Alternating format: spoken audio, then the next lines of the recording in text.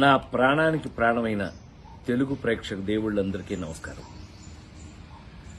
మొన్న Robin Hood pre release ఈవెంట్లో అనుకోకుండా డేవిడ్ వార్నర్ మీద నా నోట్లోంచి ఒక మాట దొర్లింది.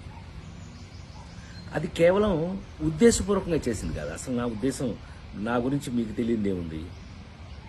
ఆ ఫంక్షన్కి వచ్చే ముందు మేమందరం కలిసి ఉన్నాం.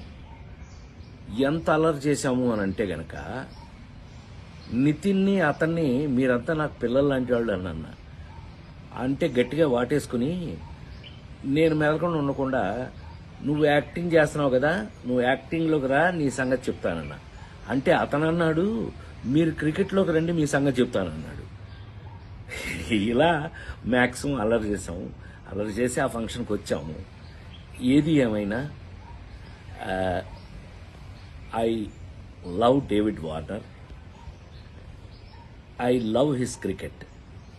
David Warner love our films, love our acting. So మేము, నాకు తెలిసి ఒకళ్ళకి ఒకళ్ళం బాగా క్లోజ్ అయిపోయాం.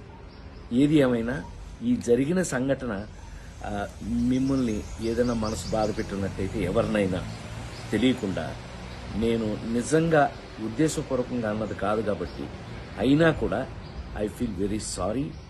నేను మీ అందరికీ సారీ చెప్తున్నాను. అలాంటిది ఇంకెప్పుడు జరగకుండా చూసుకుందాం మనం. కానీ 28వ తారీఖున రాబిన్హుడ్ సినిమా మాత్రం తప్పకుండా చూడండి, మా అందరి కోసం.